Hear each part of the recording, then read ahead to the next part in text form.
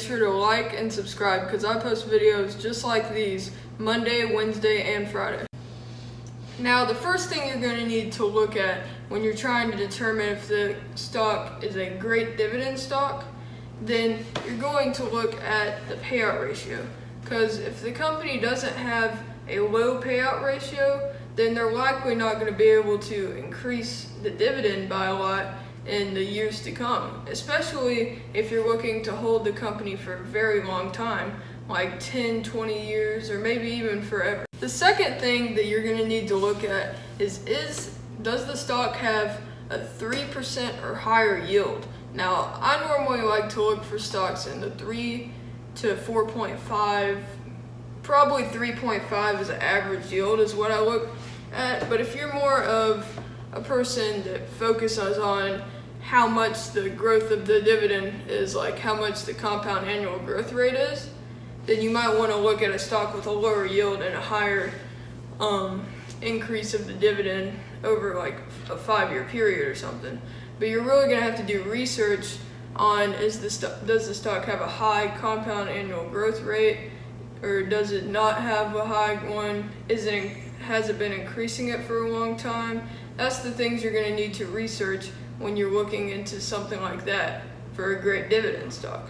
With all that being said, let's get into the next one. Now, the next thing that we're going to focus on is, has the company had a good track record of increasing the dividend for a number of years in a row, maybe 10 years in a row, or if they're a dividend aristocrat or a dividend king with 25 years in a row or 50 years in a row.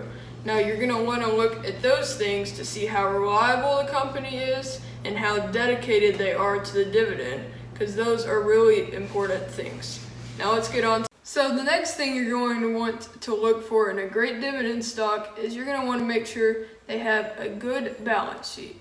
Now, if a company has a good balance sheet, they normally don't have a lot of debt. And if they do have debt, they have more cash and assets than they have debt.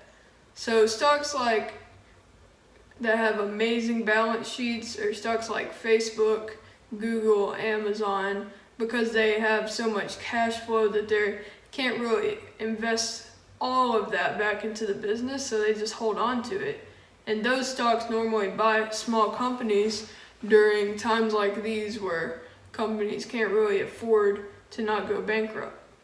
So you also want this in a dividend stock specifically. You want a good balance sheet, because if they are cash heavy, they can increase the dividend even during a pandemic. And if they have a lot of debt, this is why you don't want a lot of debt. So if they have a lot of debt, they might have to cut the dividend, they can't increase it, just stuff like that. They're going to create problems for you getting the most out of that stock. If you're wanting a great dividend stock, you can't have them cutting the dividend, because that just ruins the whole point of buying the stock.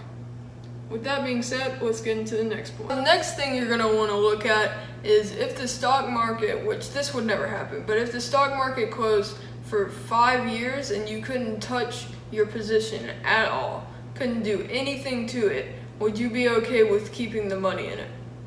Now, that's never going to happen, but you need to think about these things to think, is this really the best investment for me, or am I just chasing the yield? Because that will really turn your perspective around on that way of thinking. Now, if you really just like the yield and you're not looking for the growth at all, then yeah, you could probably hold it for a couple years, get some good dividends, and maybe even get some growth in share price. But the real money is coming from dividends when you hold a dividend stock and let it compound for a really long time. So I wouldn't recommend holding the stock for only 2 years and then selling if you're looking for a great dividend stock. That's just my personal opinion. You could be a different type of investor though. Let's get in. Now, the next point that I'm going to talk about is make sure that the company is well run. They have a good CEO that doesn't do things that are sketchy, and he doesn't have a track record like that. And make sure that they're not going to do anything to get the dividend cut, and make sure that they're a pretty big company and Because a lot of people chase the yield and then the dividend get cut, and then they're just like, whoa, what happened? Because they had no idea about the stock. They just see all these crazy yields like 7, 8%, 9%, and they're wanting that yield so bad that they don't even research the stock. They just buy it without knowing anything about it. That's really the opposite of what you want to do. You want a pretty stable yield with a great company and a great low payout ratio. Now, with that being said, if you did enjoy the video, please hit that thumbs up button and subscribe for weekly